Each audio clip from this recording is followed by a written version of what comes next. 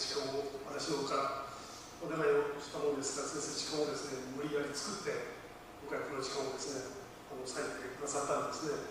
しかも、1ヶ月前にお願いしたのに、5月にですね、お金変更をして来てくださいました。というのは、先生自身はですね、日本伝道に対してとても深く関心を持っておられます。この女の一生というDVD もですね、作られて、たくさんコピーをして、そして日本の信徒の方々や牧師全員、集会があればそこにいつも配ってですねおられました。女の衣装という DVD は DVD8 枚になってますけども、私が吹き込みをしているんですね。先生とのお付き合いはもう15年ぐらいになります。私が牧師をして20年ぐらいになりますから、結構長いですねお付き合いをさせていただいていますけども、先生の引退した後のですね、より大きな働きを今現実もやっておられますし、今もですねたくさんの方々をエステ教会に、誰よりも導いておられるんですね。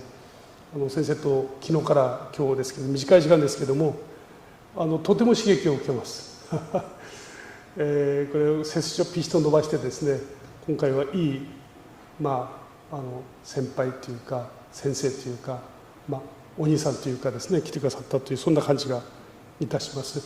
先生を早速ですねお迎えして始めさせていただきますのでよろしくお願いいたします。最初に一言お祈りをいたします。恵み深い天の父なる神様、この時間をとても待っておられました。大切な時間を許してくださいまして感謝いたします。短い時間、そして6日間のセミナーですけれども、神様が共にいてくださり、そしてこれがインターネットを通してしっかりと残して、今この時代に必要なメッセージ、セブンス・アドベンチスト教会がなぜ存在し、どのような使命を持っておられる教会なのか、そのことを共に共有し、また確認し、またそのことをしっかりと述べていく、伝えていく私たちでありますように祝福ください。神様の導きを信じて、救い主イエスキリストの皆によってお祈りいたします。アーメン。はい、村尾師匠。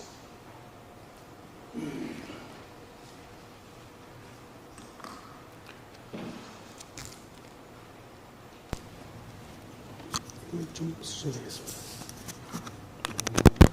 예, 몸이 안 될까요? 예, 그게 안 됩니다 지금.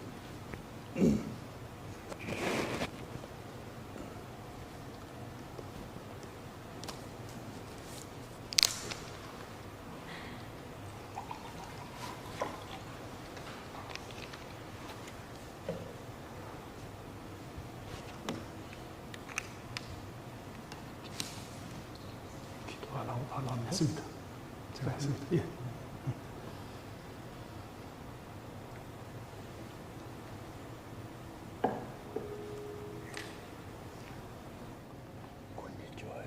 와요. 예.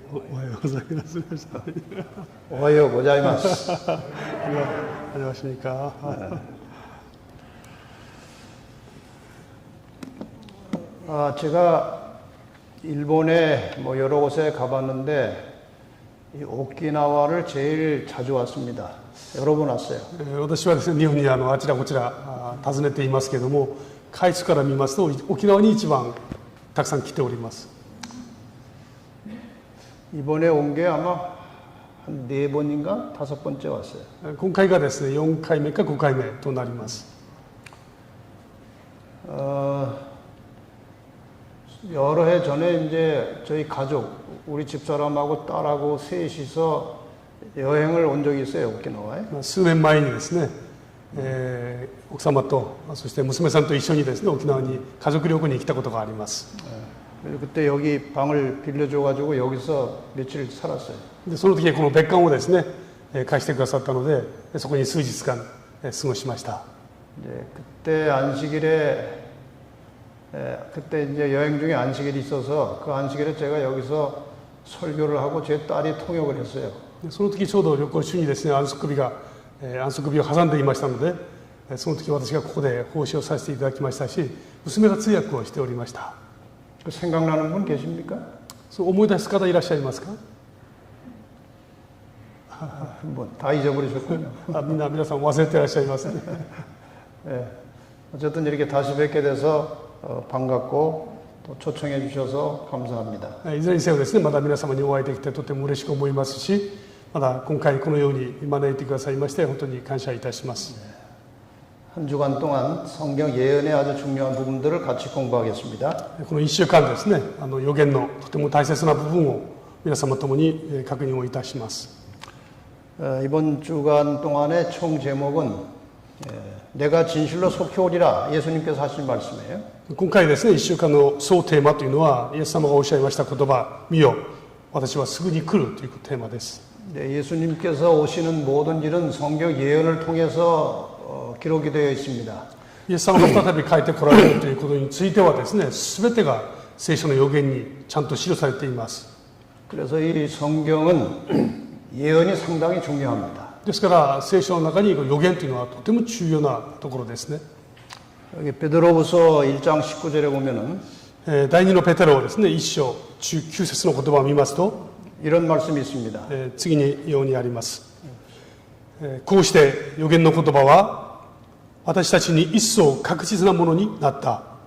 あなた方も夜が明け、明星が昇って、あなた方の心の中に照らすまで、この予言の言葉を暗闇に輝く灯火として、それに目を留めているがよい。 우리에게 더 확실한 무엇이 있다고 했습니까? 私たちにですね、より明確な何があると聖書に記していますか？ 예언이 있습니다. 予言の言葉ですね。 확실한 예언이 있습니다. 確かな予言の言葉があるとあります。 이것이 무엇과 같다고 했는가 하면은 어두운데 비치는 등불과 같다고 했습니다. これはですね、暗闇の中の灯火と同じようなものだとこういうふうに記されています。 지금 우리가 살고 있는 세상은 모든 것이 불확실한 어두운 세상이에요. 私たちが今生きているこの時代はですね、まるで暗闇のような世界ですね。 정치도 그렇고 종교도 그렇고 경제도 그렇고 모든 것이 다 불확실해요. 政治、経済、それから宗教、どれをとってもですね、全てが確かなものがありません。 아주 사람들은 불안하고 초조합니다. 어떤 일이 일어날지 몰라요. ですから人々の中には非常に不安が増していますね。これから何が起こるかわからないでいます。 근데 성경 예언이 이러한 어두운 시대를 비춰주는 등불과 같다고 그랬어요. で聖書の予言はですね、このような時代に照らしてくれる灯火と同じだというふうに予言していますね。 성경에 대해서 아브라함 링컨이 이런 말을 했습니다. 聖書についてアブラハム・リンコンはですね、次のように言っています。聖書を常に開いているならば、あなたの天国に至る道も常に開いているであろう。 우리의 그 마지막 미래에는 예수님의 재림과 천국이 기다리고 있어요. 私たちの将来にはですね、イエス様のご再臨、そして天国が待っています。 근데 성경을 펼치면 그 길이 보이는 거예요. ところが聖書を開いたらですね、その道が見えます。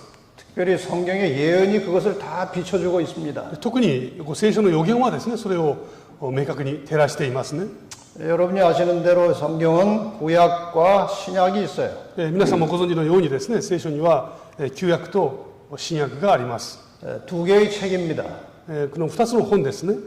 근데 약이라고 하는 것은 약속이라는 말이에요. 약속. ところがこの約という言葉は約束を意味します。 하나님께서 사람들에게 약속을 많이 하셨습니다. 神様がですね、人々にたくさんの約束をしておられます。 계시록 22장 20절에 보면은 이런 약속이 나옵니다. でそのうちですね、黙示録の22章20節、これらのことを証しする方が仰せになる。しかり私はすぐに来る。アーメン。主イエスよ来たりませ。 내가 속히 오겠다. 이 약속을 하셨어요. 私はすぐに来るとそういうふうに約束しておられます。 자, 그러면은 이 구약과 신약 이 약속의 내용이 뭔지 한번 봅시다. それならですね、この旧約と新約におけるこの約束のですね、中身を覗いてみたいと思います。 이 구약이라고 하는 것은 먼저 한 약속이라 그런 뜻입니다. でこの旧約というのは先に行った約束という意味ですね。 그러니까 예수님 하나님께서 사람에게 이전에 약속을 하나 하셨는데 무슨 약속을 하셨는가 하면은 神様はですね、以前キリスト生まれる前に約束をされましたけれども、その約束の中身は 너희가 죄 때문에 다 이제 죽을 수밖에 없는데 너희들을 구원하러 너희 죄를 해결하시고 너희를 구원하러 예수님께서 가시겠다. 그런 약속을 했어요.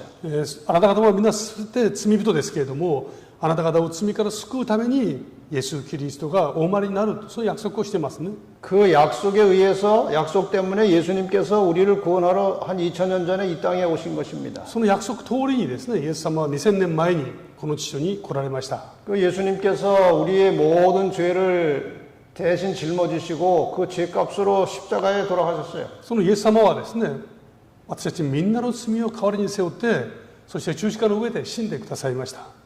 그리고 누구든지 예수를 믿으면 죄를 해결하고 구원받을 수 있도록 길이 열린 것입니다. ですから誰もがイエス・キリストを信じればですね、救うことができる道が開かれました。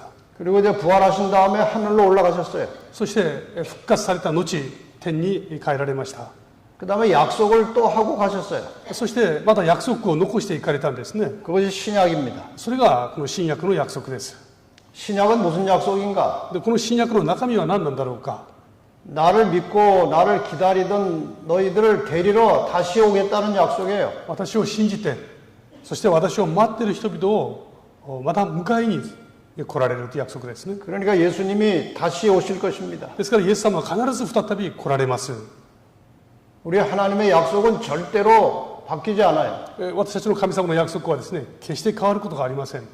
우리를 데리러 다시 오실 것입니다. 私たちを再び迎えに来られます。 다시 오시면 예수를 안 믿고 죄 짓고 마음대로 살던 사람들은 영원히 죽는 것이고 예수를 믿고 재림을 기다리고 사는 사람들은 구원을 받아서 영원히 사는 것입니다. 再び帰って来られた時ですね、そのイエス・キリストを信じずに、拒んだ人々はですね、それに対する報いをふさわしく受け、また信じている人々はですね、永遠の命を得ることができるわけです。 예수님께서 이전에 오신 것을 먼저 오신 것을 초림이라고 합니다. 초림. 먼저. 最初イエス様が来られたのを初臨と言いますね。 이 초림의 목적은 인간을 죄로부터 구원하시기 위해서 오신 겁니다. この初臨の目的はですね、人々を罪から救うために来られました。 우리가 다 죄로부터 이제 예수를 믿고 구원을 받았어요. 私たちはイエス・キリストを信じてですね、そして罪から解放されます。 구원을 받았지만 이 죄악 세상이 살고 있어요. しかしながらまだですね、私たちは罪の世の中に生きています。 그런데 이제 이 죄악 세상에서 우리를 구출하시려고 다시 오시는 거예요. この罪の世の中から私たちを救い出すべくですね、イエス様は再び来られます。 그래서 이 신약의 약속, 재림의 목적은 구원을 받고 죄악 세상에 살고 있는 우리들을 구출해 가시기 위해서 다시 오시는 거예요. ですからこの新約の約束の中身ですね、再臨、それは罪の世の中にいる私たちを解放すべくですね、再び来られます。 그래서 성경 전체는 다 예수님께서 오신다는 이야기예요. ですから聖書全体はですね、イエス様が来られるという話にしています。 내가 오겠다는 약속, 私が再び帰って来られる、 내가 다시 오겠다는 약속. その初臨とそれからもう一度来られるという約束ですね。 두 개의 약속이에요. この2つの約束が聖書全体を成しています。 그래서 예수님께서 요한복음 5장 39절에 ですからイエス様はですね、ヨハネの福音書この39節にこう飾っておられますね。 이렇게 말씀하셨어요. あなた方は聖書の中に永遠の命があると思って調べているが、この聖書は私について証しするものである。 예. 그래서 성경 전체는 다 예수님에 대한 이야기예요. ですから聖書全体はですね、イエス様についての証しですね。 예수님의 재림에 대한 것은 특별히 성경 예언으로 자세히 말씀하셨습니다. イエス様の再臨についてのことはですね、この予言を通して詳細に語っておられます。 잠언 29장 18절을 보겠습니다. まず箴言のですね、29章18節の言葉を見たいと思います。予言がなければ民はわがままに振る舞う。しかし律法を守る者は幸いである。 여기 이 복시라고 하는 말은 영어로 리벌레이션이라는 것인데 이것은 계시, 예언 그런 뜻입니다. ここにありますですね、この、黙示という言葉ですね、つまり予言がなく、これは啓示、予言、そういう言葉ですね。 그러니까 이 예언을 제대로 모르면 사람들이 중구난방으로 제각각 산다 그 말이에요. ですからこの予言が分からなければ、人々がですね、どのように歩めばいいのか、どのように生きればいいのか分からなくなるという意味ですね。 우리가 똑바로 바르게 방향을 향해서 가려면은 예언을 비춰보고 가야 된다 그 말이에요. 私たちがこの御国に至る道をまっすぐ歩くためにはですね、予言を照らしながら歩む必要があります。 아모스 3장 7절에 보면은 次、アモス書3の7節を見ますと、 이런 말씀이 있습니다. 次のような言葉があります。誠に主なる神は、そのしもべである預言者に、その隠れたことを示せないでは何事もなされない。 하나님께서는 자기 비밀을 그 선지자들에게 항상 미리 보여주시고 일을 하신다 그 말이죠. 神様はお働きをなる前にですね、前もって預言者にそのご自分でしようとしておられることをちゃんと示してくださるということです。 이 비밀이라고 하는 것은 하나님께서 인간을 구원하시는 모든 하나님의 역사를 여긴 비밀이라고 그랬어요. 聖書が言う秘密という言葉がありますけども、それは神様が人類を救うための全ての計画、それは秘密だとそういうふうに示しています。 근데 항상 그 모든 일은 선지자들에게 미리 보여주시고 시행하시고 선지자들에게 알려주시고 또 실천하시고 그렇게 하는 거예요. でその秘密を実行されるときはですね、前もって預言者にそれを告げて、そして実行され、まだ預言者に告げて、そして実行してくださいます。 그래서 요한계시록 1장 3절에 이렇게 말씀하십니다. で、ヨハネの福音黙示録ですね、3の7節には次のようにあります。その預言の言葉を朗読する者と、これを聞いて、その中に記されて書かれていることを守る者たちは幸いである。時が近づいているからである。 여기 이 예언의 말씀을 읽고 듣고 그 다음에 그 말씀을 지키는 자들이 복이 있다 그랬어요. ここにですね、この預言の言葉を朗読する者、そしてそれを聞く者、そしてそれを実行する者は幸いだとありますね。 언제 그런가 하면은 때가 가깝다는 말은 재림의 때가 가깝다 그 말이죠. それはまさにですね、再臨の時が近い時がまさにそうだということです。 예수님의 재림이 가까운 시대에 사는 사람들이 예언의 말씀을 가르치고 배우고 그 다음에 그 배운 것을 실천하면은 복이 있다 그랬어요. イエス様の再臨が近づいた時にですね、その預言の言葉を教え、そしてこれを聞いて、そしてそれを実行する人々は幸いだとそうおっしゃっています。 이렇게 이 복이라고 하는 것은 재림하실 때 주님의 재림을 맞이해서 영원한 생명을 얻는 굉장히 중요한 복이에요. この祝福とはですね、イエス様が再び帰って来られた時にその方をお迎えしてですね、永遠の命を得ることのできることを言っているわけです。 이 중요한 예언 중에 이번 기간에 아주 핵심적인 것만 몇 가지 가려서 공부를 하겠습니다. この予言の中でですね、今回、重要なところだけをですね取り上げて、いくつか学びたいと思います。 내가 진실로 속하오리라고 하는 제목을 가지고 前奏テーマはですね、見よ私はすぐに来る。 오늘은 천지가 개벽하는 날이 온다. 그래서 다니엘서 2장을 공부하고요. 今日はですね、この終わりが迫ってくるというテーマでダニエル書2章を勉強します。 내일 화요일에는 적그리스도를 아십니까? 이런 제목으로 다니엘서 7장을 공부하고요. そして明日はですね、反キリストの正体というテーマでダニエル書7章を勉強します。 그다음에 수요일에는 짐승의 표 혼란이 무엇인가? 요즘에 많은 사람들이 이 문제를 관심이 가지고 있는데 수요일 날 저녁에 계시록 13장을 공부하겠습니다. そしてこの水曜日はですね、獣の印、そしてこの終わりの時代のですね、観覧、ヤコブの悩みですね。最近そういうことに対して関心を持っている方が多いですけども、黙示録13章を勉強いたします。 그다음에 이제 목요일에는 인류에게 보내는 최후 통첩이라는 제목으로 계시록 14장을 공부하고요. そして木曜日ですね、人類への最後の警告というテーマで黙示録の14章を勉強いたします。 그다음에 금요일에는 지구 종말에 누가 살아남을 것인가 계시록 12장을 공부합니다. そして金曜日、生き残る者たち、週末にですね、誰が生き残るんだろうかというテーマで黙示録12章を勉強します。 그다음에 안식일에는 지구의 대격변과 새로운 세계라는 제목으로 계시록 20장을 공부하겠습니다. そして安息日ですね、大いなる始まり、というテーマで黙示録20章を勉強いたします。 오늘은 첫째 날 천지가 개벽하는 날이 다가온다 제목을 今 가지고 日1日ですね、1日目、終わりが迫っているというテーマで勉強いたします。 에레미야 42장 31절에 보면은 エレミヤ書、42章3節を見ますと、읽으세요. あなたの神主は我々の行くべき道となすべきことをお示しになるというのがありますね。 하나님께서 우리가 가야 할 길과 가면서 무슨 일을 해야 될지를 보여주신다고 그랬어요. 神様はですね、この終わりの時に私たちが行くべき道ですね、なすべきことをちゃんと示してくださるとあります。 그래서 예언을 통해서 보여주신다. これをですね、予言を通して示してくださるというわけですね。 그런데 성경에 나오는 최초로 나오는 중요한 예언이 창세기에 하나 있습니다. でところが聖書の中にですね、記されている最初の予言、これがですね、とても重要な予言なんですね。 여러분이 이제 이 그림을 잘 보시면 皆様がですね、この絵をよくご覧になりますとですね、 아담과 하와가 범죄하고 이제 타락하게 되었습니다. アダムとその罪がですね、罪を犯して、そして、堕落をしてしまいます。 갑작스러운 변화가 왔어요. まあ、急な大きな激変があったわけですね。 아주 불안하고 非常に不安で、 아주 죄책감이 들고 そして罪に追われてしまう。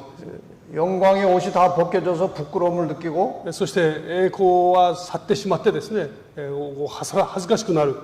그런 상태에서 이제 에덴 동산에 하나님이 나타나셨습니다. そういう状況にいるときに神様が現れるわけです。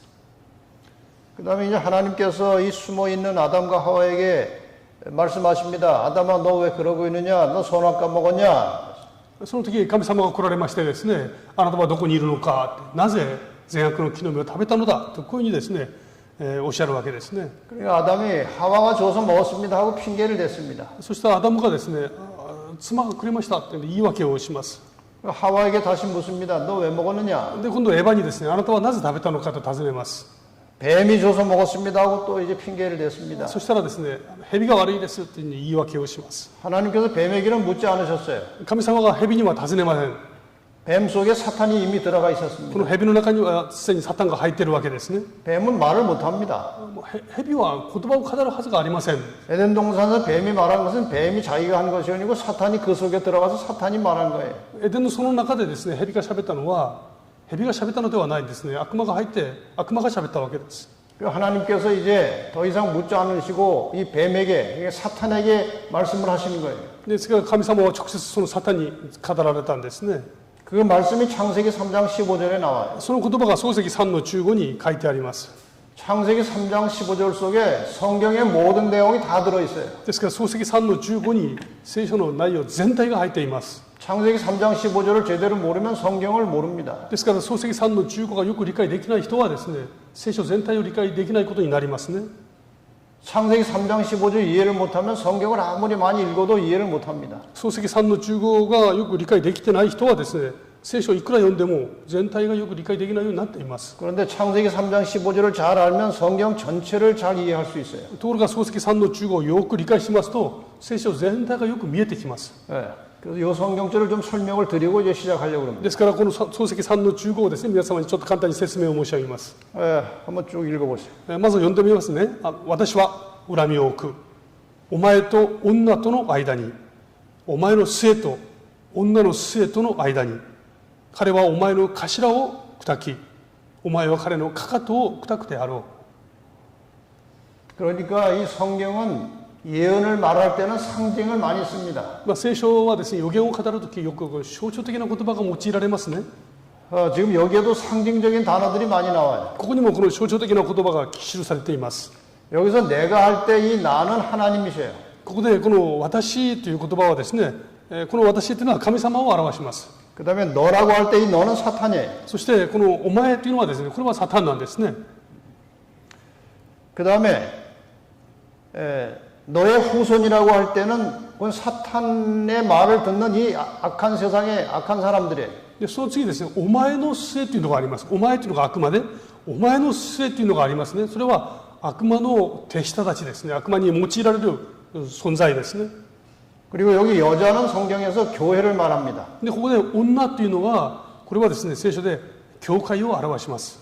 그리고 여자의 후손은 예수 그리스도를 가리키는 거예요. そしてこの女の末というのはこれはイエス・キリストを表す言葉です。 이 두 편이 싸운 겁니다. ですからこの両方がですね、この2つの分けられたそのグループが争うことになりますね。 여자와 여자의 후손이 한 편이고 女と女の子孫が末が一つの味方になりま 이 す。 사탄과 뱀의 후손이 한 편이에요. そしてこの悪魔サタンとこのサタンの子孫これがですね一つのグループになります。 그래서 싸우는 겁니다. そして争います。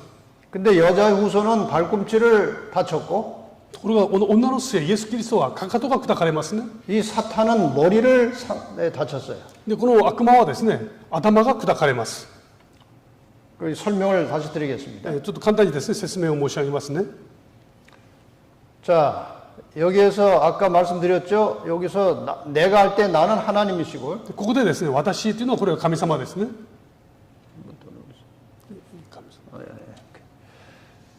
그 다음에 너 할 때 너는 누구라고 그랬어요? でここ次にですね、お前という言葉ありますね。これお前というのは誰ですか？ 사탄이에요. これお前というのはこれはサタンを表します。蛇ですね。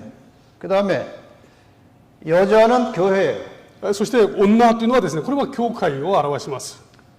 이 세상에서 하나님의 뜻대로 살아가는 하나님의 백성들 그리고 교회 다 이게 합쳐서 여자예요. この世の中でですね、神様の言葉に従って生きる人々と、そして教会ですね、これを全体を合わせて女と言います。 그 다음에 너의 후손은 이 세상에 살아가는 악한 사람들, 사탄의 후손들이에요. そしてここで言う女の末ですね、これは悪魔の勢力を表します。 그 다음에 여자의 후손이라고 할 때 이 여자의 후손은 예수 그리스도예요. そしてこの女の末というのはこれはイエス・キリストを表します。 왜 예수가 여자의 후손이냐 중요한 겁니다. なぜこの女の末がイエス様なのかというのはこれが大事なんですね。 이제 구약의 여자는 이스라엘 백성들이 구약의 여자예요. 旧約におけるですね、イスラエルの民、これが、今言う女ですね。 신약의 여자는 교회가 이제 여자예요. そして新約において女というのは教会を表します。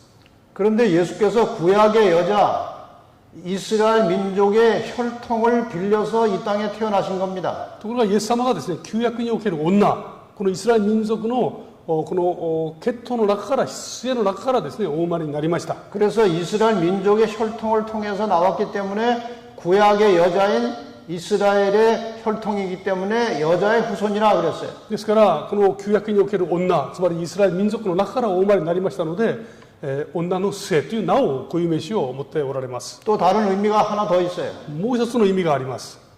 보통 이 구약의 모든 족보는 남성 위주예요. 旧約はですね、すべて男性中心のこの家系になっていますね。 그래서 아브라함이 이삭을 낳고 그렇게 되어 있어요. ですからアブラハムがイサクを産むというふうになってますね。 실제로는 부인이 낳았어요. 実際には産むのは、妻奥さんが産むわけですけども、 근데 성경은 아브라함이 이삭을 낳았다 그랬어요. ところが聖書はアブラハムがイサクを産んだとあります。 이삭이 야곱을 낳았다 그랬어요. そしてイサクがヤコブを産んだとありますね。 그리고 성경의 족보는 남자의 씨로 이어가는 겁니다. つまり聖書における系図はですね、男性の種で受け継がれていきます。 그런데 예수님은 남자의 씨가 아니에요. ところがイエス様はですね、その男性の種を持ってお生まれになった方ではありません。 바로 여자한테서 나왔어요.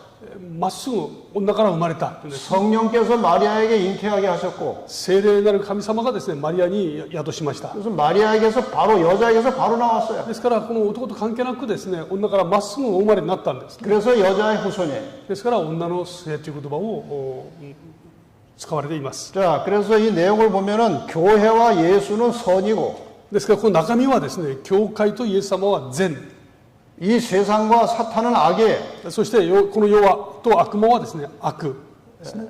이 선과 악이 싸우는 겁니다. この善と悪が戦うわけです。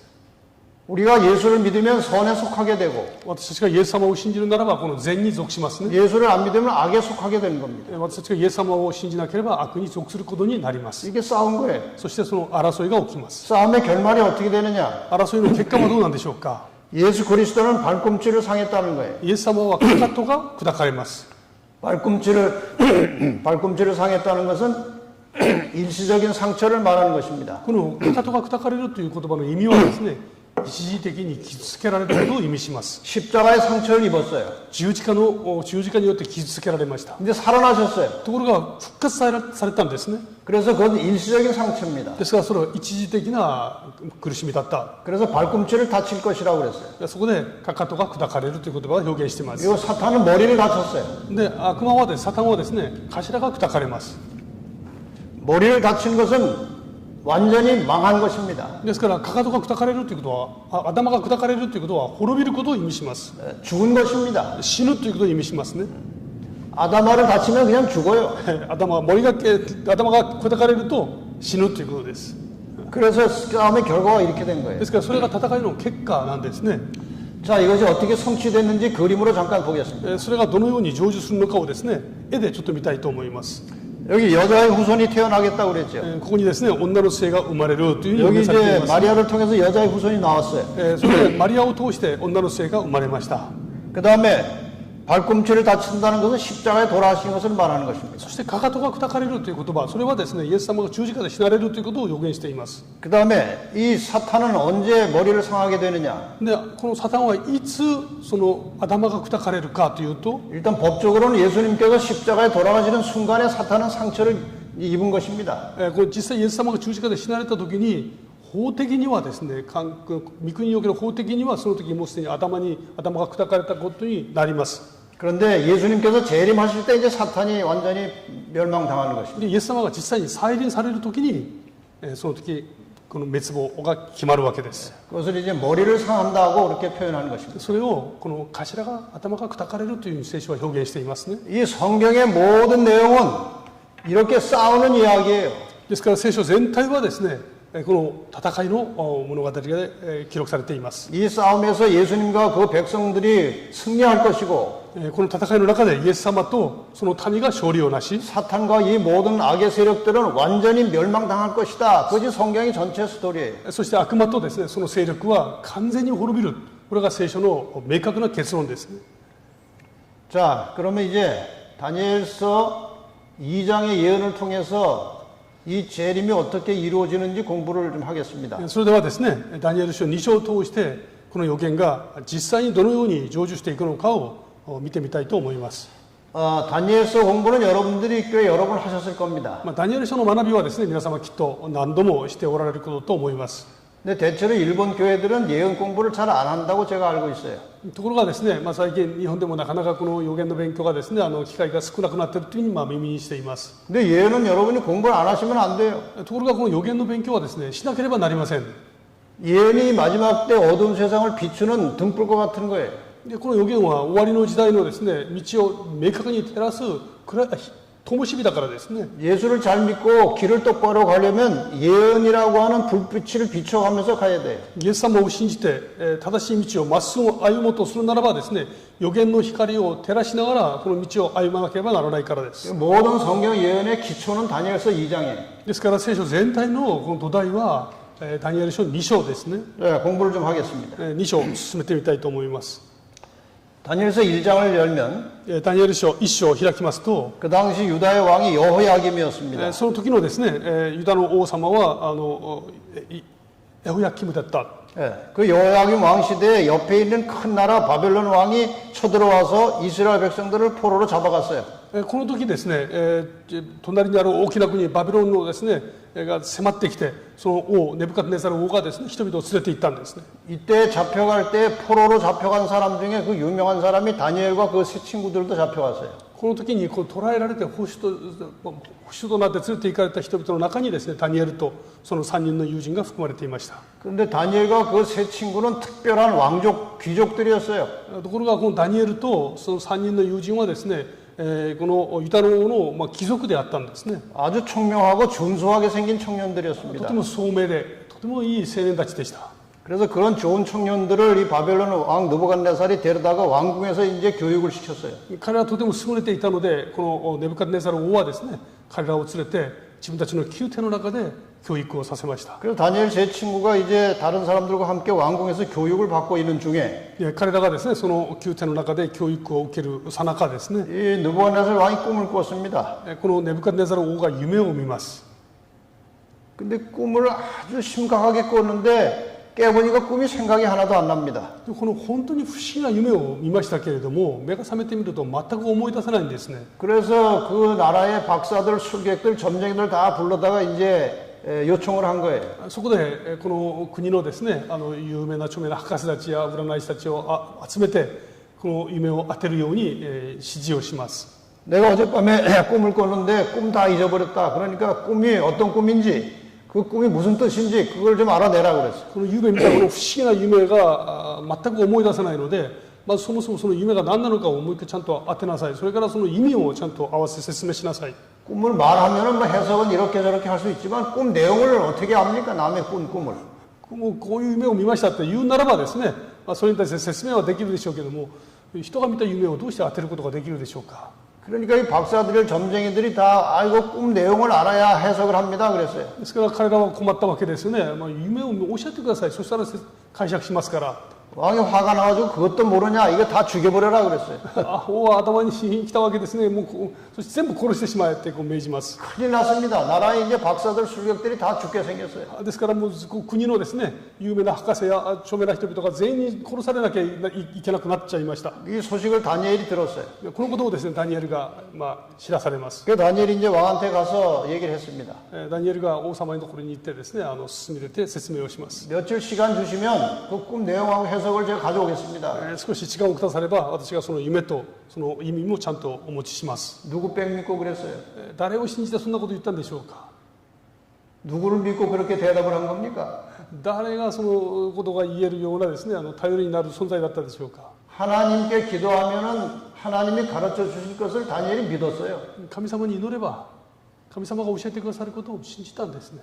그래서 다니엘이 이제 친구들과 함께 며칠 동안 이제 시간을 얻어서 하나님께 간절히 기도했어요. そしてダニエルはですね、この数日間時間をもらって友達と一緒に 근데 神様に切に祈りました。 하나님께서 느부갓네살 왕이 꾼 꿈을 그대로 다니엘과 세 친구들에게 보여줬어요. ですからそして神様がですね、このネブカドネザル王が見た夢をそのまんまこの夢を見せてくださったんです。 해석도 다 가르쳐 줬어요. そしてその意味もちゃんと告げてくださいました。 드디어 다니엘이 이제 친구들과 함께 기도해서 받은 꿈과 내용을 왕에게 가지고 나왔어요. そしてダニエルはですね、その友人と共にその神様から教えていただいた夢の中身と解釈を持って王の前に進み出ました。 그 이야기가 이제 다니엘 2장 39절과 29절과 30절에 나와요. そのことがですね、ダニエル書2章29、30に書かれています。 근데 이렇게 다니엘이 이제 왕 앞에 서서 말을 합니다. この時ですね、このダニエルが王の前で説明をしますね。 왕이 그날 잠들기 전에 앞으로 이 나라가 어떻게 될 것인지 생각하다가 잠드셨죠. 王様はその時、この国がこれからどういうことが起こるんだろうか、将来のことを考えながら眠っていましたね。 그걸 알아맞춘 거예요. そしたら王様はびっくりするわけです。 내가 그렇게 했다. 確かにそうだった。 하나님께서 왕이 장래일을 생각하셨기 때문에 꿈을 통해서 앞으로 세상 역사가 어떻게 될 것인지를 보여주신 겁니다. その時王様が将来の出来事に対して非常に不思議に知りたい、思い知りたいと思っておられたので、神様が夢を通してあなたに将来の出来事を見せてくださいました。 근데 꿈 내용이 이런 겁니다. 夢のその中身は次のようなものです。 왕이 한 큰 신상을 봤습니다. あなたは大きな巨像のその夢を見られました。 그런데 이 신상의 머리가 금으로 되어 있었고요. ところがですね、この像のですね、頭が金でできていましたね。 그 다음에 머리에서 이어지는 이 가슴과 팔은 은으로 되어 있었고, そして両手とこの胸はですね、これ銀でできていましたね。 그 다음에 그 아래 종아리와 넓적다리는 배와 넓적다리는 동으로 되어 있었고, そしてこの腹ですね、で太もも、ここは銅でできていましたね。 그 다음에 그 아래 그 종아리는 철로 만들어졌고, そして太ももから下すねはですね、鉄でできていました。 그 다음에 그 종아리 밑에 발과 발가락은 철과 흙이 섞였습니다. そして足元は鉄とこの土が混ざっていましたね。 이 왕이 깜짝 놀랐어요. 王は驚きます。 그 다니엘이 꿈 얘기를 하는데 자기가 꾼 꿈이 생각이 나는데 똑같은 겁니다. この説明をしてくれる時ですね、見た夢を明確に思い起こすわけですね。その通りだった。 근데 왕이시여 꿈이 거기서 끝난 게 아닙니다. 夢はそれで終わりません。 돌이 하나 또 올라왔어요. 石が飛んできました。 이 돌이 날라오더니 이 신상의 철과 흙으로 된 발에 떨어졌어요. でこの石が飛んできて、この像の足と鉄でできているところにですね、鉄と土が混ざったところにガーンと来てぶつかりました。 그러니까 이 신상이 완전히 다 부서져서 다 날아가 버리고 이 돌이 점점 커지더니 태산이 됐습니다. そしたらこの像全体が砕かれてですね、粉々になって、その後この石が大きくなって全地を満ちていました。 한번 그 장면을 여러분도 한번 영상으로 보겠습니다. この王が見た夢をですね、皆様にも一度見ていただきたいと思います。 이런 동상을 봤어요. こんな巨像をですね、夢で見たんですね。 보시는 대로 머리는 금으로 돼 있어요. 頭は金でできていますね。 가슴과 팔은 은으로 돼 そして 있었어요. 胸は銀でできています。 배와 넓적다리는 노스로 돼 있고 そしてこの腹はですね、銅でできていて、 종아리는 철로 돼 있고 で太もも、足はすねは鉄でできています。 발가락은 철과 진흙이 섞여 そ 있었어요. して足は土と鉄が混ざっていました。 그런데 돌이 하나 떠올라온 것입니다. でそこにですね、人手によらないその石が飛んできます。 돌이 날아왔어요. 石が飛んできたんですね。 발을 쳤습니다. そして足を打ちます。 그러니까 동상이 완전히 다 깨져서 날아가 버리고 そしたらこの地上完全に臭くなりましたね。粉々に。 이 돌이 점점 커지더니 온 세상에 꽉 찼어요. そして石が大きくなって世界をいっぱい満たしました。 이런 꿈을 꾼 것입니다. こういう夢をですね、見たんですね。 왕이 이제 해석이 궁금해졌습니다. 王はこの夢の解釈が知りたくなりました。 자, 이 신상을 한번 다시 봅시다. この巨像をですね、像をもう一回見てみます。 머리는 금이고 頭は金ですね。 가슴과 팔은 은이고 この腕は銀です。 배와 넓적다리는 노시고 そして腹、太ももはですね、これ銅でできてますね。 철은 종아리는 철이고 そしてすね、これは鉄です。 이렇게 이제 돼 있었습니다. このような形の像を見ました。 자, 여러분이 잘 보시면 그 가치, 값을 따지면 내려갈수록 값이 싸집니다. よく見てみますとですね、下に下がれば下がるほど価値が薄くなっていきます。 그런데 강도, 강하기는 내려갈수록 점점 더 강해져요. ところが下に降りていけばいくほど強くなります。 금하고 은하고 부딪히면은 금이 찌그러들어요. 金と銀がぶつかるとですね、銀の方が硬いんですね。 내려갈수록 제일 강한 게 철이에요. で、一番下に降りていくと鉄が一番硬いんですね。 내려갈수록 점점 강한 나라가 올라오는 거예요. ですから時間が過ぎれば過ぎるほど強い国が出てくるわけです。 그래서 이제 다니엘이 해석을 합니다. ダニエルが夢を解釈します。 왕은 왕 중의 왕이십니다. あなたは王の中の王です。 저기 머리로 금으로 된 머리가 바로 당신입니다. 金でできた頭、あれがあなたのを表します。 왕이 아주 기분이 좋았어요. 王はいい気になりますよね。 그런데 다시 얘기합니다. 話が続きますね。 근데 왕이 망합니다. あなたは滅びます。 금보다 못한 은나라한테 왕이 망합니다. 金よりは驚くけども落ちますけども、銀という国からあなたは滅ぼされます。 이 은나라는 또 그보다 못한 논나라한테 동나라에게 망합니다. でこの銀という国はそれにまださらにこの質の落ちる国に銅という国に滅ぼされます。 이 논나라는 또 철나라한테 そ 망합니다. してこの銅の国はですね、鉄の国に滅ぼされます。 이렇게 설명을 한 거예요. でこのように説明をしました。 그런데 이 당시 이 꿈을 통해서 나타난 이 신상의 역사가 세계사에 그대로 성취가 되는 겁니다. ところがこの時ですね、こう夢の中で記されていた歴史の記録がですね、現在この人類の歴史書の中にそのまま記されています。 제가 하나님을 제대로 잘 믿어야 되겠다고 결심한 것은요. 私が神様をですね、正しく信じなければという思いを持った理由はですね、 고등학교 2학년 때 학교에서 이걸 배웠는데 高校2年の時学校でこの歴史を勉強しましたけども、 이것이 세상 역사하고 너무나 정확한 것입니다. ところがこれがですね、世界の歴史とぴったし合っているわけです。 이 바벨론 왕 당시에 준 이 꿈의 역사가 그 뒤에 그대로 성취가 됐어요. つまりバベロンの王の時代に見た夢のその記録がですね、その後そのまんまこの世界の歴史になってきたわけですね。 한국에서 나온 세계사 책을 보면 이렇게 되어 있습니다. 韓国の出てきた世界史の本の中にはですね、次のように記されています。 네. 여기 보면은 바벨론이라는 나라가 나옵니다. ここを見ますとバビロンという国が出てきますね。 그다음에 페르시아가 나와요. そしてペルシャが出てきます。 그다음에 그리스가 또 나와요. それからギリシャが出てきますね。 네. 그다음에 로마가 또 나와요. その後ローマという国が記されます。 그래서 이 바벨론, 페르시아, 그리스, 로마가 나오는데 ここにこのバビロン、ペルシャ、ギリシャ、ローマという国が出てきますね。 이 바벨론은 페르시아한테 망했습니다. でバビロンはペルシャに滅ぼされました。 페르시아는 그리스한테 망했어요. でペルシャはギリシャに滅ぼされたんですね。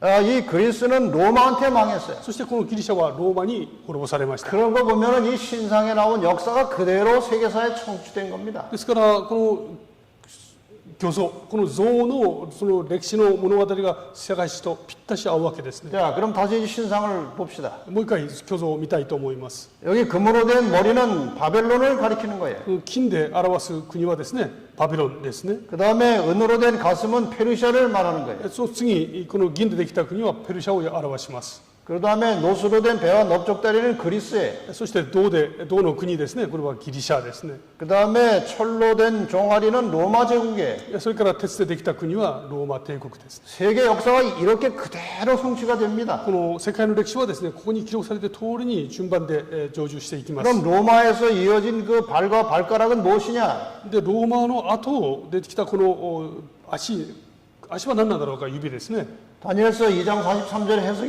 해석이 나옵니다. これはダニエル書2章にですね、その解釈が記されています。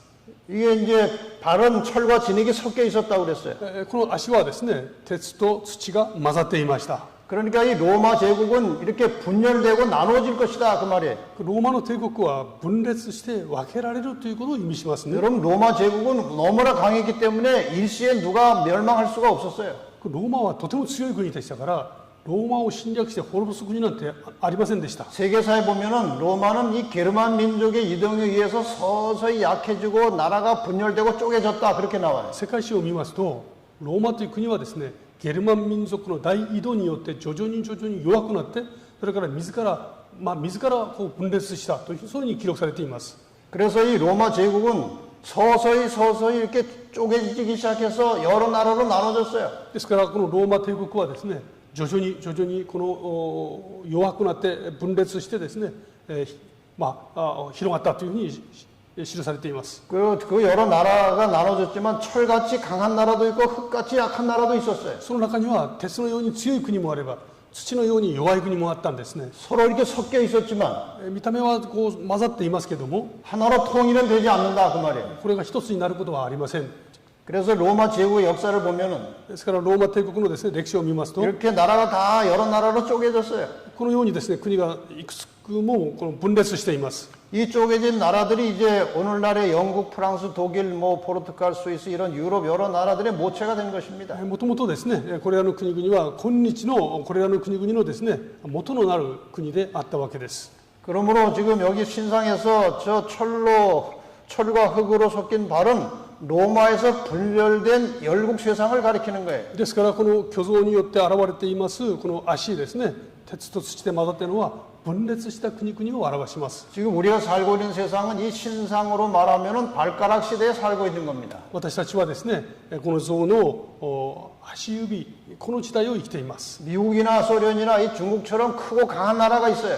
アメリカ、そしてロシアですね、中国、こういう強い国もあります。 그 다음에 아주 저 아프리카나 이런 남미 가면 아주 조그맣고 약한 나라들이 있어요. そして、南米はですね、まだ他の国々に行くととても小さな国もあります。 이렇게 섞여 살지만 하나로 통일이 안 된다는 겁니다. これがですね、混ざって生きてもなかなか統一されないことを意味しますね。 이렇게 섞여 사는 복잡한 시대에 돌이 하나 떴던 거예요. このように複雑な時代を生きる時代に石が一つ飛んできますね。 이 열국 분열되고 쪼개진 나라 시대에 돌이 하나 떠서 날아온 거예요. この分裂した国の時代を生きるときにですね、石が一個飛んできますね。 그 다니엘서 2장 34절 35절에 보면은 ダニエル書2章34、35節を見ますと、 여러분이 아까 보신 대로 그 장면이 나오는 것입니다. 先ほどですね、見ていただいた場面です。それが記録されていますね。 이것은 사람의 손을 대지 않았다고 그랬어요. これは人の手によらない石だとあります。 저기 지금 신상은 사람이 다 이렇게 조각해서 만든 거예요. 그래야 저게 나와요. で、像はですね、これは全部人が作ったものなんですね。 이 말은 인간들이 세우는 나라의 역사예요. これは人間が作り上げた歴史をそのまま表しています。 그러면 사람의 손을 대지 아니한 돌이 날아왔다는 것은 で、これは人の手によらない石が飛んできたというのは、 인간 나라가 아니라는 거예요. これ人間の国ではないということを意味します。 하나님의 나라가 온다는 つまり 것입니다. 神の御国がやってくるということを表します。 그래서 이 돌이 날아와서 인간 나라에 떨어지면 ですからこの石が飛んできて人間の国のところに落ちてきますと、 인간 나라는 다 파괴돼서 부서져서 날아가 버리고 人類の歴史はですね、そこで終わりを告げるわけですね。 하나님의 나라가 만들어진다는 そし 것입니다. て神の御国がそこに建てられることを表します。 그럼 도대체 이 돌은 무엇이냐 하는 거예요. それならですね、この石とは何なのか。 지금 금은 동철 다 뭔지 우리가 다 알았어요. ここにあります金、銀、銅、鉄、これが何なのか我々は知ることがで 근데 き 이 ました。 마지막에 나타난 돌은 뭐냐 이거예요. 最後にこう飛んでくる石は何なんだろうか。 성경에 보면 이렇게 되어 있습니다. 聖書にはですね、次のようにあります。 고린도전서 10장 4절에 보면 第一コリント10の4ですね。 반석은 그리스도라 그랬어요. この岩はキリストだとありますね。 베드로전서 2장 4절에 보면은 そして第1のペテロ2の4見ますと、 산 돌이신 예수께 나오라 그랬어요. この生きた尊い石に人々は出てきなさいとこうあります。 예수를 산 돌이라고 그랬어요. イエス様を生きた尊い石と。 이 돌은 예수 그리스도를 가리키는 です 것입니다. からこの石はまさにですね、イエス・キリストを表します。 이 돌이 와서 떨어졌다는 것은 この石が飛んできたということは、 하늘에서 예수님이 내려오셨다는 뜻이에요. 天からイエス様が来られたということを意味します。 예수님께서 약속하고 가셨어요. イエス様は約束をして帰られました。 내가 다시 올 것이다. 必ず帰ってくる。 제자들에게 한 약속을 한번 다시 확인해 봅시다. 弟子たちに約束されましたね。 읽어봅시다. あなた方は心を騒がせないがよい。神を信じ、また私を信じなさい。私の父の家には住まいがたくさんある。もしなかったならば私はそう言ったであろう。あなた方のために場所を用意しに行くのだから。そして行って場所の用意ができたならばまだ来てあなた方を私のところに迎えよう。私のおるところにあなた方もおらせるためである。 예수님께서 제자들과 이야기를 나누고 계셨어요. イエス様がですね、弟子たちと会話をしておられました。 근데 이 제자들은 앞으로 어떻게 될 것인지 아무것도 몰라요. ところが弟子たちはこれから何が起こるであるのかを全く分かって知らされていません。 이 제자들은 예수님이 빨리 왕이 돼가지고 자기들이 나라에서 중요한 자리를 차지하고 싶은 그런 마음으로 예수를 따라다녔어요. 弟子たちはイエス様がですね、いよいよイスラエルの王になって、そして世界を統一すれば自分たちもいいところに着くことができるという期待を持ってイエス様に従っていました。 근데 예수님은 자기가 이제 십자가에 돌아가실 것을 다 알고 계십니다. ところがイエス様はですね、ご自分が十字架で死なれることを知っておられま 그 す。 다음에 예수님이 부활할 것도 다 알고 계셔요. もちろん復活されることも知っておられました。 그리고 예수님은 이제 자기가 원래 있던 하늘로 다시 올라갈 것입니다. そして御国本来のおられた場所に帰られますね。 그래서 그 이야기를 지금 미리 하시는 거예요, 제자들에게. ですからそのことを先に前もってですね、弟子たちに今告げておられるわけです。 너희가 앞으로 어떤 일이 있어도 근심하지 말아라. ですからこれからいろんなことがあろうだろうけども心配することはありません。 우리 아버지 집에 거할 곳이 많이 있다. 私の父の家にはですね、住むとこ住まいがいっぱいあります。 내가 이제 앞으로 하늘에 다시 올라가서 너희가 같이 살 집을 내가 마련할 것이다. 私が天に帰ってあなた方が住むであろうこの住まいを用意しに行きます。 내가 다 준비가 되면 다시 올 것이다. 準備ができましたら帰ってきます。 다시 와서 너희를 데려갈 것이다. 帰ってきてあなた方を迎えましょ 이렇게 약속하신 거예요. う。そのように約束をされたんですね。 여러분이 약속을 믿으십니까? 皆さんもこの約束をお信じになりますか？ 예수님이 다시 오실 거 믿으십니까? イエス様が再び来られるということを信じますでしょうか？ 안 믿어도 예수님은 오십니다. 信じなくても来られます。 옛날에 노아 홍수 때 그런 일이 있었어요. ノアの洪水の時そういうことがありました。 노아 홍수로 세상을 심판하려고 하셨어요, 하나님께서. ノアの洪水、これは神様の裁きでした。 노아를 통해서 다 사람들이 말씀했어요. 홍수가 올 것이다. 세상이 망할 것이다. ノアを通してですね、洪水が起こる。 근데 사람들이 안 믿었어요. 人々は信じませんでした。 그런 일이 어디 뭐 상식적으로 맞지도 않은 그런 일이 어디 있느냐. そんなことは常識的ではありえません。 그런데 홍수가 왔어요. ところが洪水が起きました。 사람들이 안 믿었지만 홍수가 온 겁니다. 人々は誰も信じませんでした。しかし洪水は起こったんです。 이 세상에 많은 사람들이 재림을 믿지 않아요. 今この世の中で多くの人々がイエス様の再臨を信じません。 그러나 오실 겁니다. しかし必ず来られます。 믿고 기다리고 준비한 자들은 복을 받을 것이고 それを信じて、そして備える人々はですね、祝福を受けます。 믿지 않고 하나님 안 믿고 자기 마음대로 살던 사람들은 결국 심판을 받을 겁니다. それを拒否して、自分の道をですね、貫く人々はそれにふさわしい報いを受けます。 히브리 9장 28절에 보면 이 예수님께서 초림하시고 재림하실 것이 다시 한번 이렇게 확인이 되어 있습니다.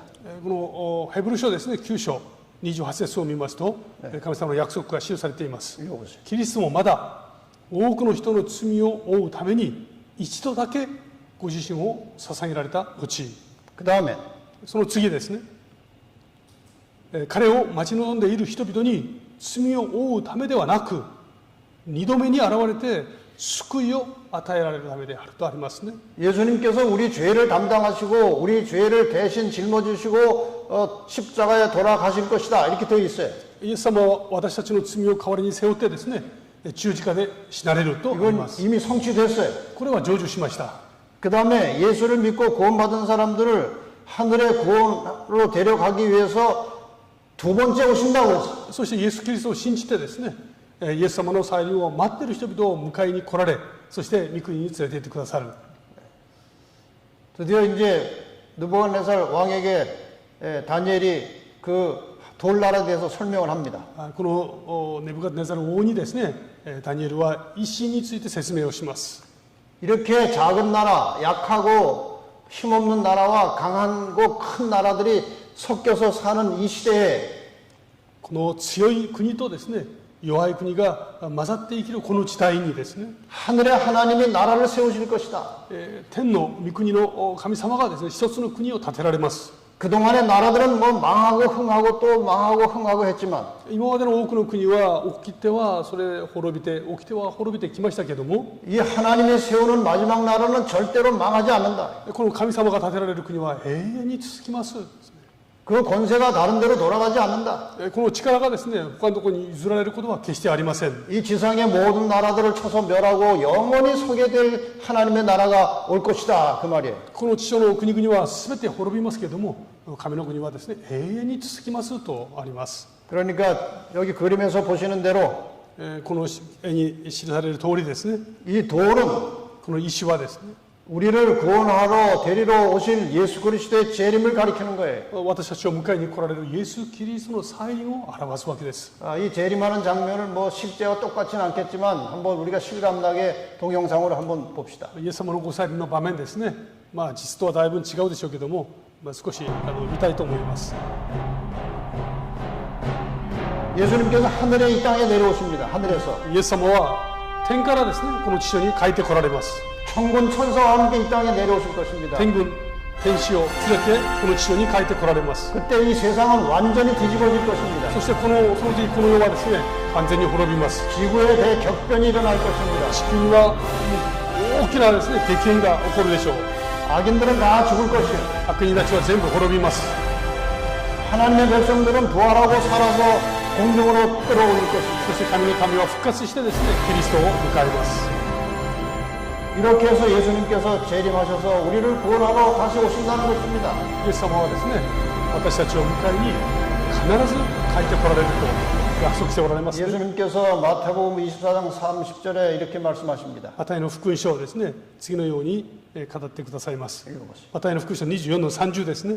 その時、人の子の印が天に現れるであろう。またその時、地のすべての民族は嘆き、そして力と大いなる栄光とをもって、人の子が天の雲に乗って来るのを人々は見るであろう。 예수님께서 재림하시는 장면을 모든 세상의 사람들이 같이 보게 될 것입니다. イエス様がですね、再び帰って来られるその光景を地球のすべての人々が見ることになります。 예수님의 재림을 믿고 준비하고 기다리던 사람들에게는 이 날이 세상에서 가장 복된 날이 될 것입니다. イエス様を信じて、イエス様の再臨を待っている人々にとってはですね、この日こそは本当に最高の日となるはずですね。 그러나 악인들은 최후의 저주의 최고의 저주의 날이 될 것입니다. しかし悪人たちにとってはですね、この日は本当に呪いの日となるでしょ 우리는 이렇게 예수님이 올 것을 미리 알고 기다리고 있어요. う。私たちはイエス様が再び帰って来られることをもうすでに知ってですね、そして待っています。 그런데 이것을 모르는 사람들이 하늘에서 갑자기 예수님이 천군 천사들과 나타나면은 얼마나 무섭겠습니까? ところがこのことを全く知らない人々がですね、天から急にイエス様が天軍天使を率いて来られるのを見たらどれほど恐ろしいでしょうか。 여러분 이렇게 예수님을 믿고 재림을 알게 되었고 재림의 날에 구원받을 믿음을 가지고 이 세상을 살 수 있게 된 것을 하나님께 감사하시기 바랍니다. このようにですね、イエス様が再び帰って来られるということを知って、そしてその再臨を待つ、そういう特権を持って生きることができますことをですね、神様に共に感謝したいと思います。 예수님께서 재림하실 때 이 세상은 완전히 천지 개벽을 하게 되는 것입니다. イエス様が再びこの地上に来られる時ですね、この地上はもう言葉通りです。激変が起こるんですね。 예수님께서 재림하실 때 세상의 상태를 베드로후서 3장 10절 12절에 이렇게 말합니다. イエス様が再び帰って来られる時のことをですね、この第2のペテロ3章10節と12節は次のように記しています。 예수님께서 재림하시는 것은 도적같이 온다고 그랬어요. まあ、盗人のようにやって来られる。 그러나 재림을 믿고 기다리는 사람들에게는 도적같이 오시지 않아요. しかしイエス様を信じてですね、その再臨を待っている人々にとってはそれは盗人が来るように来るわけではありません。 예수님께서 오시기 직전에 어떤 일이 일어날 것인지 성경에 다 나와 있습니다. イエス様が再び帰って来られる時にこの地上にどういうことが起こるのかは聖書は全部記録しています。 이제 예언을 통해서 여러분이 다 배우실 거예요. 予言を通して皆様がですね、そのことを全部勉強される。 어떤 일들이 벌어진 다음에 예수님이 오시는지 우리가 다 알 수 있어요. どのようなことが起きてイエス様が来られるのか、それを知ることができますね。 그래서 우리는 예수님께서 오실 것을 미리 다 이제 보고 알고 있는 것입니다. ですから私たちはイエス様が来られる前の出来事をもうすでに知ってですね、 그러나 待っています。 재림을 믿지 않은 사람들에게는 예수님께서 도적같이 오는 거예요. しかし信じない人々にとってはイエス様がまるで盗人のようにやってくることになります。 하늘이 큰 소리로 떠나간다고 그랬어요. ここにはですね、その天がですね、大きな音を響き渡らせる。 하늘이 불에 타서 풀어지고 체질이 뜨거운 불에 녹아버린다고 그랬어요. そしてこの天がですね、焼けて崩れてしまうというふうにありますね。 왜 하늘에 엄청난 변화가 올까요? つまり天に大きな変化が起こるんですね。 하늘에서 예수님께서 내려오시기 때문에 天からイエス様が帰ってこられるからです。 하늘이 다 갈라지고 天が裂けてですね、 하늘에 엄청난 변화가 일어나는 その天 것입니다. が燃え消えてしまいます。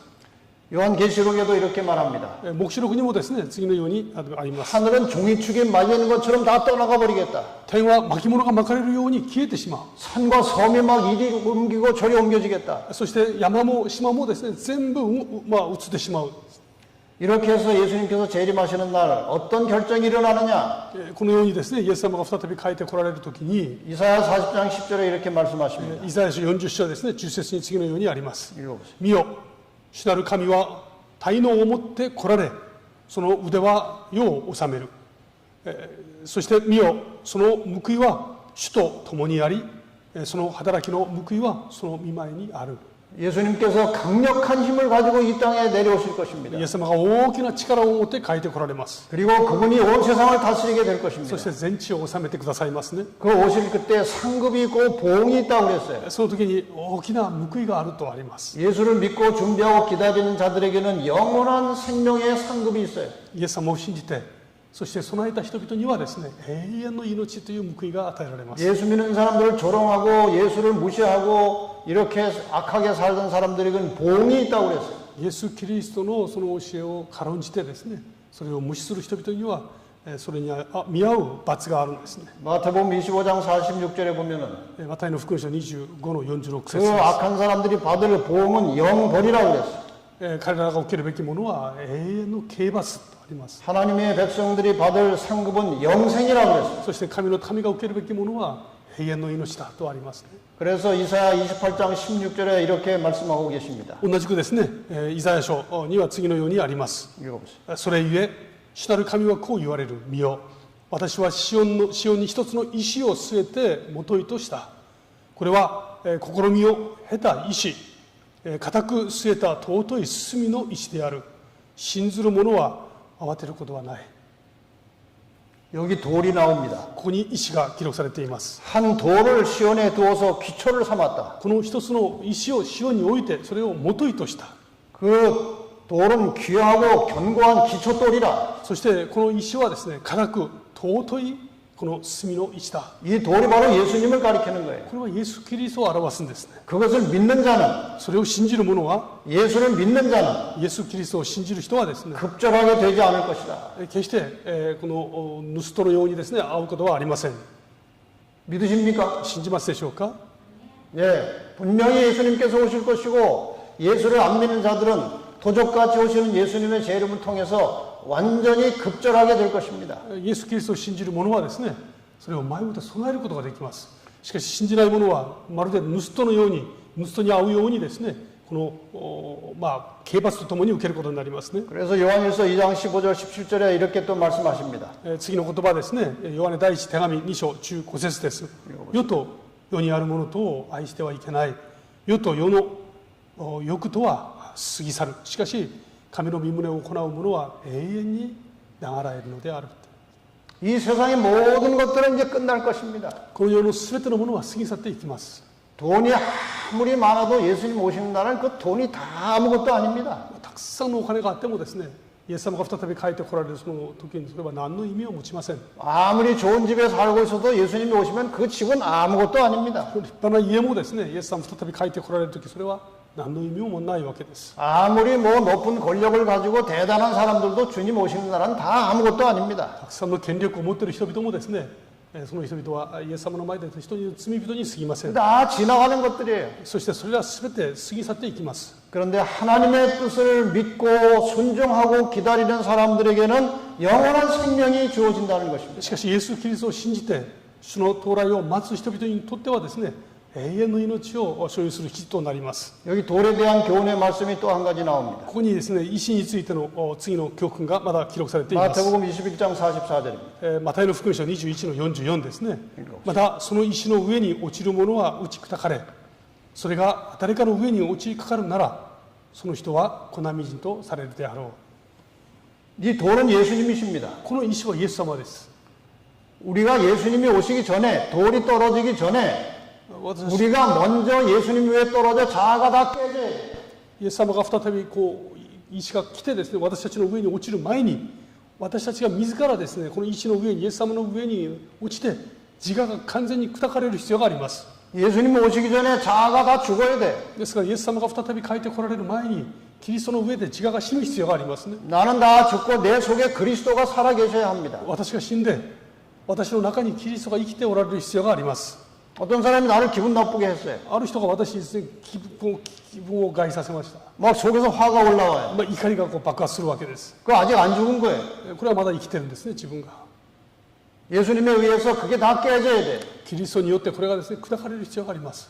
다 변화되고 깨져야 됩니다. これが変えられてですね、そして、砕かれる必要がありますね。 우리가 깨지지 않으면 私たちがこの砕かれなければ、 돌이 우리 위에 떨어져 우리를 가루로 만들어 흩어버리겠다고 그랬어요. もし私たちがキリストの上で砕かれなければ、石が私たちの上に落ちてですね、我々を粉々にするとあります。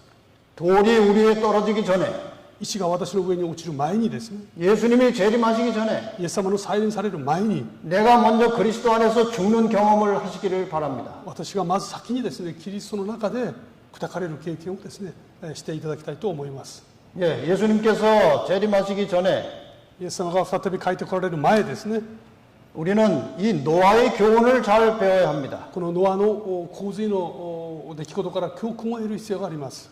노아 시대에 이제 물로 세상을 홍수로 멸망할 것이라고 다 경고했어요. このノアの時代ですね、洪水によって人々が滅ぼされることが警告されました。 사람들은 비웃고 조롱했어요. 人々はですね、嘲笑いました。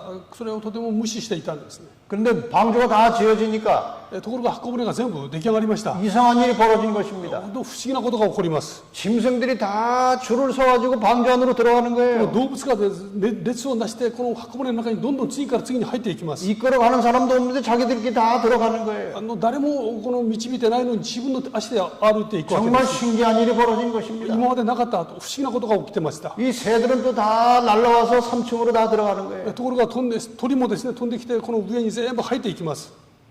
이런 놀라운 광경을 보고도 사람들이 안 믿었어요. このようなですね、不思議な光景を見ても人々は全く信じませんでした。 드디어 노아와 그 가족들이 마지막으로 방주 안에 2층에 들어갔습니다. そして最後にですね、ノアとその家族がこの2階に入っていきました。 문이 닫혔어요. そして扉が閉まったんですね。 천사가 와서 그 방주의 문을 닫아버렸어요. 天使が外からですね、扉を閉めてしまいました。 아무도 그 문을 더 이상 열 수 없는 것입니다. 誰もそのことをですね、開けることができないわけです。 그 다음에 한 주일이 지나는데 비가 안 오는 거예요. それから1週間過ぎました。全くもちろん雨は降りません。 그러면 그렇지. 人々は言いますね。 사람들이 그냥 방주에 가가지고 막 두들기고 놀리고 난리가 났습니다. 人々はですね、箱根の前に行ってそれを笑うわけです。 이것은 예수님의 재림이 사람의 생각보다 조금 늦어질 수도 있다는 거예요. これはですね、イエス様のご再臨が人々の思いと少し異なって少し遅れてくるかのように感じることがあることを表します。 예수님의 재림이 늦어지는 이유 중에 하나는 한 사람이라도 더 구원하시기 위해서 그러시는 거예요. イエス様が、再臨がもし遅れるように感じることがあるならばですね、一人でも多く救うために耐えておられるんですね。 운동 경기로 말하면 지금 여러분과 저는 연장전에서 살고 있는 거예요. ですから試合で言えばですね、我々は今延長戦の時代を生きていますね。 주님은 분명히 오십니다. イエス様は必ず帰ってこられます。 드디어 비가 쏟아지기 시작했어요. そして雨が降り出したんですね。 사람들은 깜짝 놀랐습니다. 人々は恐怖の中にいます。 드디어 올 것이 왔구나. どうしてなんだろうか。 이거 어떻게 해야 되느냐. どうすればいいんだろう。 방주로 쫓아갔습니다. 箱舟にですね、泳いでいきます。 문을 열어달라고 막 야단 사정을 했어요. 開けてください。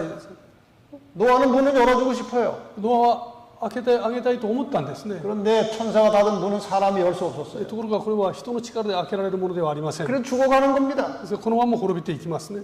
배는 멀리 떠나갑니다. そして船は流れていきます。 사람들이 땅을 치고 통곡을 합니다. 人々は叫びますね。 그러나 이 기회는 끝났습니다. しかしもうすでに時間は過ぎたわけです。 아마 예수님께서 재림하실 때 이런 광경이 벌어질 イエ 것입니다. ス様が再び帰って来られる時もですね、このような光景があるだろうと、 여러분 재림을 믿으시기를 바랍니다. イエス様の再臨を必ず信じていただきたいと思います。 주님이 오실 것을 믿으시기를 바랍니다. イエス様が再び帰って来られることをですね、信じていただきたいんですね。 하나님의 약속은 절대로 빗나가지 않아요. 神様の約束は必ず成就します。 그 약속대로 주님은 우리를 데리러 오실 것입니다. 約束通りにですね、主は必ず帰って来られます。 늘 우리의 하루하루 생활 속에서 예수님의 재림을 맞이하기 위해서 늘 준비하고 사시기를 바랍니다. ですから日々の生活の中でですね、絶えずイエス様の再臨を備える、そういう生き方が大事ですね。 그 준비하는 생활이라고 하는 것은 イエス様を備える、 항상 죄를 깨끗하게 씻고 사는 것입니다. 自らをですね、清める必要がありますね。絶えず悔い改めと共に生きることが大事です。 우리가 다 연약한 인간들이라 다 죄를 잦을 수 있습니다. もちろん私たちはとても弱い存在です。 그건 어쩔 수 없어요. 연약하기 때문에. ですからそれは本当に仕方がないのかもしれません。 그런데 우리가 하나님을 잘 믿고 기도하고 열심히 노력하면은 죄 짓는 게 점점 줄어들기는 해야 됩니다. ですからそれでもなお私たちがイエス様を本当に真実に信じるならばですね、罪の犯す数がどんどん減っていかなければならないんですね。 더 중요한 것은 죄를 질 때 양심의 가책이 있어야 돼요. そしてもう一つ大事なのはですね、そういう時自分の心の痛みを感じる必要があります。 매일 기도하고 성령께 간구하시기 바랍니다. 毎日祈りですね、聖書に助け、聖霊神様に助けを求めることは大事ですね。 죄의 유혹이 올 때 죄를 이길 수 있는 힘을 주십시오. 하나님 저를 도와주십시오. 罪の誘惑が襲ってきた時にですね、勝たせてくださいという祈ることが大事です。 그래도 혹시 죄를 지으면은 저녁에 자기 전에 꼭 죄를 용서 안 받고 깨끗한 마음으로 잠자리에 들어가시기 바랍니다. そしてそれでもなおですね、この罪を犯すような弱さがあったならばですね、その日のうちに神様の前にちゃんと悔い改めて一日を終えることは大事ですね。 내가 자다가 죽을 수도 있어요. 死のうちに死ぬか、寝てるうちに死ぬかもしれません。 언제 어느 순간은 내 생명이 닿을지 몰라요. いつ私のですね、生涯が終わるかわからないわけです。 첫째는 죄를 짓지 않도록 열심히 기도하시기 바랍니다. ですからこの罪の誘惑に負けないようにですね、私たちはいつも祈る必要があります。 혹시 죄를 짓더라도 즉시 하루 해가 지나기 전에 죄를 깨끗하게 용서받고 잠자리에 들어가시기 바랍니다. ですからその日のうちのですね、罪はその日のうちに神様の前に全部告げることがとても大事ですね。 그것이 재림을 기다리는 사람들의 신앙이에요. それは再臨を待つ人々のこの生き方なんですね。 이제 마지막으로 여러분에게 간절하게 호소합니다. 最後にですね、皆様に心から訴えたいと思います。 읽으세요. 愛する皆様、 소리를 줄이고.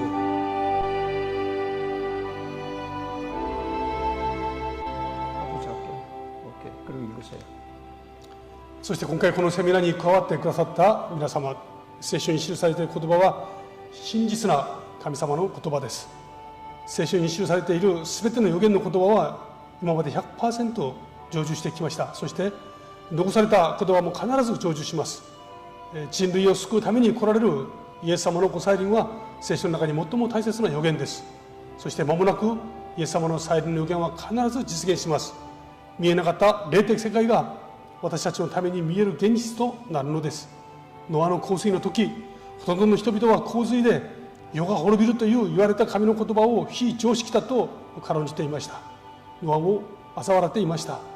天からこの地上に来られるイエス様のご再臨、人間の知識では理解できず、また非常識に思えることでしょう。しかし神様の世界は人間の科学や常識を超えるものです。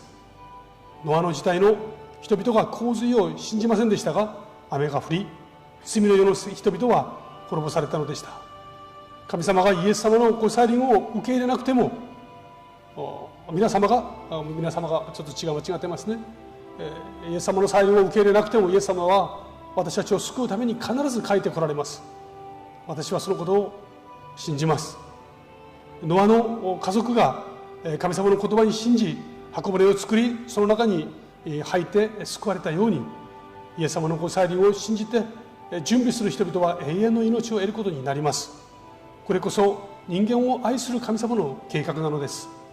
本日この御言葉をお聞きになった皆様は、神様の救いの日を待ちつつ、イエス様のご再臨をいよいよ迎えられ、永遠の命を勝ち取られることを心から願っております。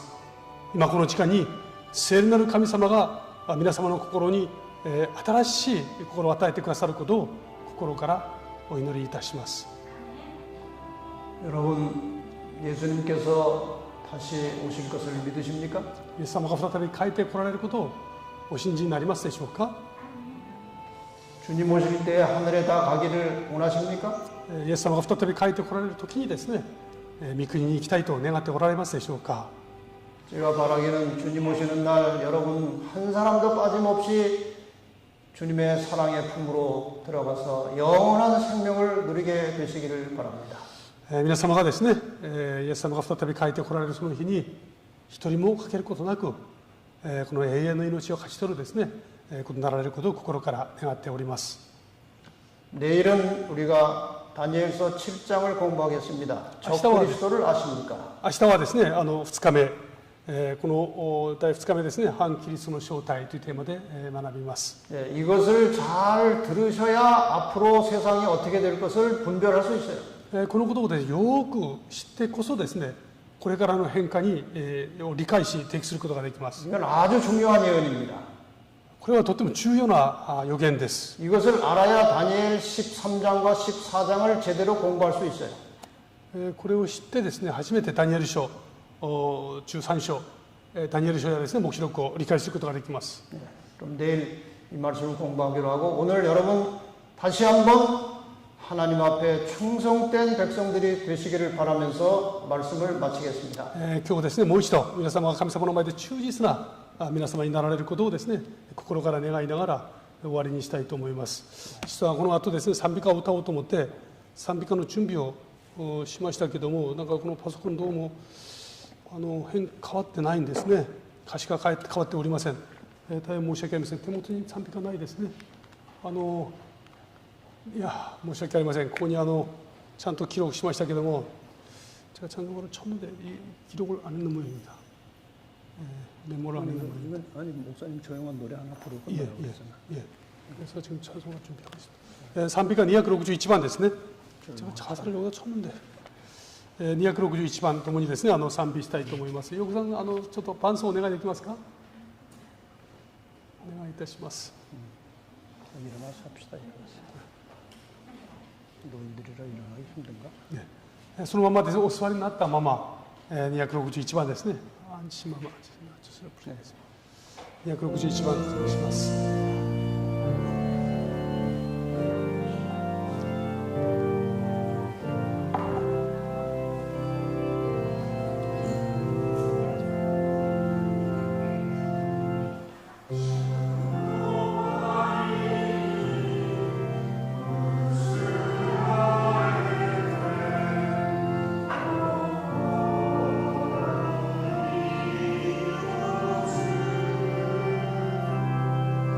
주의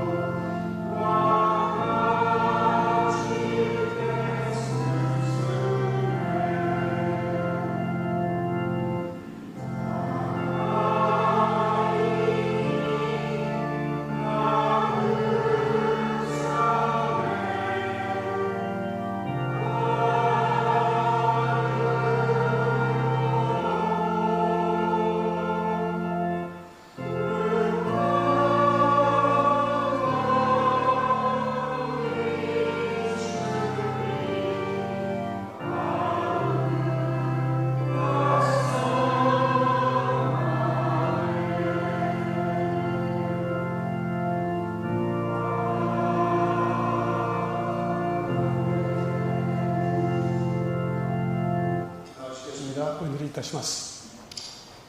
하나님 아버지, 우리가 하나님을 믿고 세상을 살도록 해주셔서 감사합니다. 父なる神様、この地上であなた様を信じ生きるこの特別な恵みを感謝いたします。 예수님의 재림을 믿을 수 있는 믿음을 주셔서 감사합니다. イエス様のご再臨を信じることのできる信仰を与えてくださいまして感謝いたします。 오늘 우리는 예언의 말씀을 통해서 예수님께서 분명히 확실히 오실 것을 다시 믿게 되었습니다. 今日イエス様のご再臨を予言を通してはっきりと知ることができました。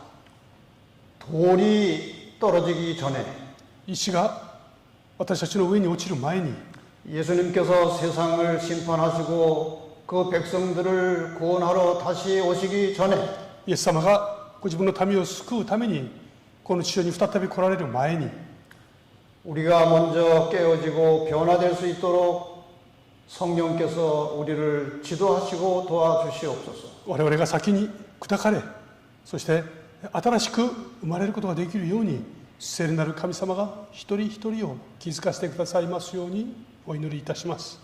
날마다 주님의 다시 오심을 맞이하게 하여 준비하며 살게 해 주시옵소서.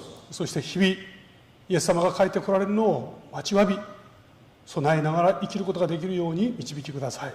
오늘 이 말씀을 들은 사랑하는 주님의 자녀들, 주님 오시는 그날에 한 사람도 낙오되지 않고 다 함께 재림을 맞이하여 영원한 생명에 들어갈 수 있도록 축복하여 주시옵소서. 今日この聖書の約束に触れられたすべての方々がイエス様のご再臨のその時に皆手に手を取り、御国を迎えることができますように豊かに祝福してください。 나만 구원받을 것이 아니라 내 가족과 내 이웃들도 구원받기 위해서 이 거룩하고 복된 소식을 다른 사람들에게 부지런히 전하고 증거하며 살아가는 주님의 증인들이 되게 하여 주시옵소서. 私だけがこの救いに預かるのではなく私たちの愛する家族大切な方々も一緒にイエス様のご再臨を迎え永遠の命を勝ち取ることができる特権を豊かに与えてくださいますように 예수님의 이름으로 기도합니다. イエス・キリストの皆によってお祈りいたします。アーメン。